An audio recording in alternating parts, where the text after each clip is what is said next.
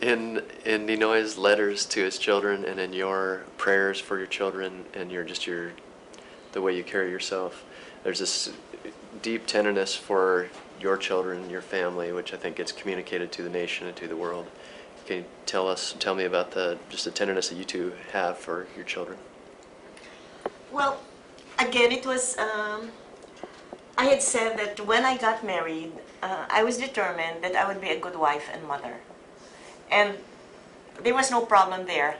And my husband also agreed that one of us should be with the children. And because we had seen how many children of public officials really craved for attention and I guess needed parental supervision, etc. And so we were determined that we would give them that and we would make sure that they grew up to be responsible citizens. And I remember during martial law, it was my second daughter who was being interviewed by a foreign journalist.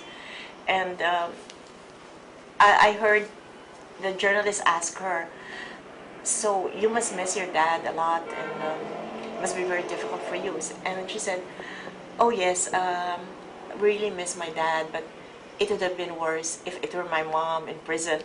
And she was, why do you say that? And she said, well, every day, as far as I can remember, whenever I would go home, I knew she'd be there. And so I knew whatever problems or whatever I needed, I could immediately tell her. And so it made me feel good that whatever I did was not only appreciated, but I guess made an impact on the lives of my children. You said for a loving marriage, it takes people that can bring out the best in each other. How did Ninoy bring out the best in you, and how did you bring out the best in him? Okay, I've said that both Ninoy and I were opposites in a sense. He was an extrovert with a capital E, and I enjoyed my privacy. And but I realized because of martial law, there was a reversal of roles since he was confined in his tiny room, and he had no access, of course, to the outside world. I had to be his spokesperson, his eyes and ears also. So I would report to him whatever his lawyers and his political associates would tell me. And because he had an ongoing trial, I would attend the meetings with his lawyers. And it was also very good education for me. They were teaching me all about, well, not only the laws, but telling me how impossible it was for us to win because Marcos could change the rules at any given moment.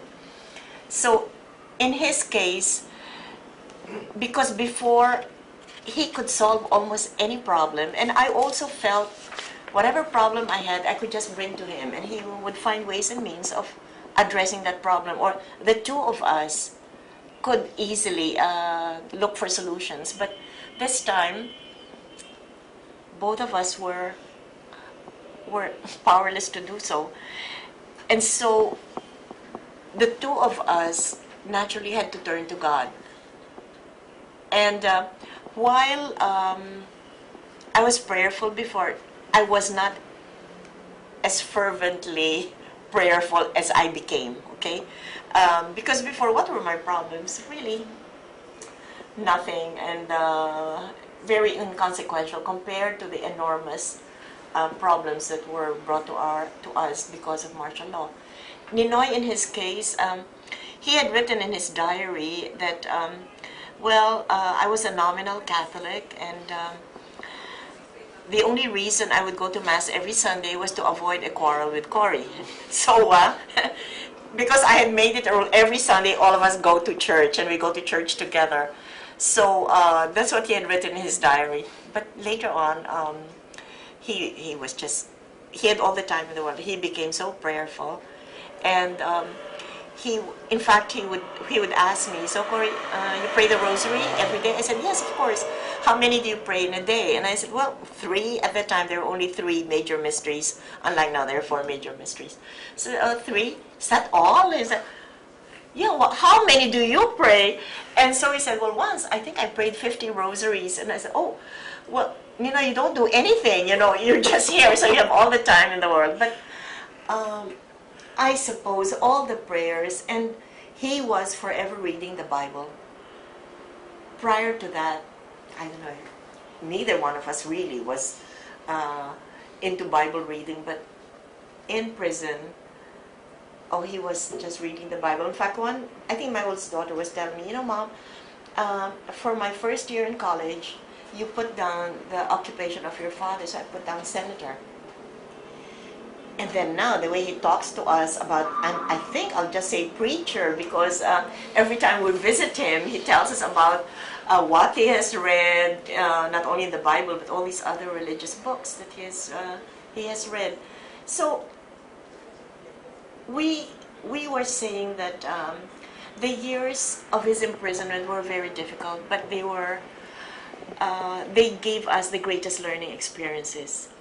If we had not gone through those difficult times, oh yes, I guess I would go to Mass and I would pray, but there would not be that fervor or that intense consciousness of really surrendering yourself to the Lord.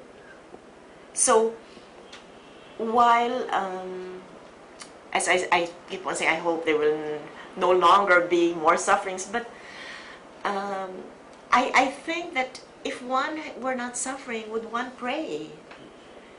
Because if things are going well, then you think, do I need the Lord? But when things look hopeless or you feel so helpless, then there's no other recourse. And I feel sorry for people who do not pray or who do not believe that there is a God. And I am grateful to the Lord that He did not allow us to despair. In fact, He made us better people. And as I was saying, I was glad that neither my husband nor I felt hopeless or helpless at the same time.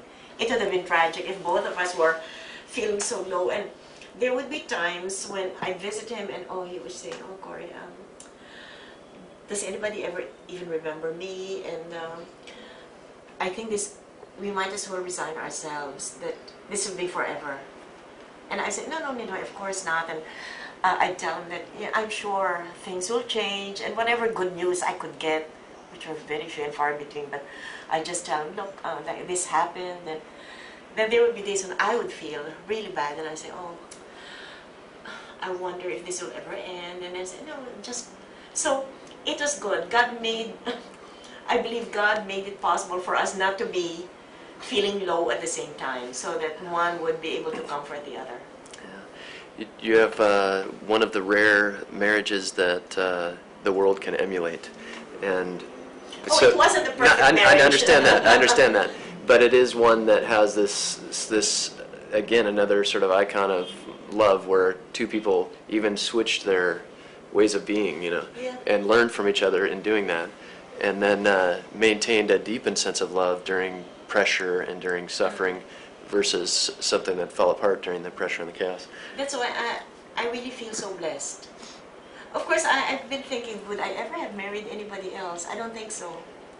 And not that nobody ever looked at me, because I'm vain enough to think that there were others, but none of them ever measured to my husband's qualities. And I feel blessed that we found each other, although it was inevitable that we would meet each other because we both come from the same province, we both come from political families, and so it would have been almost impossible for us not to meet. And so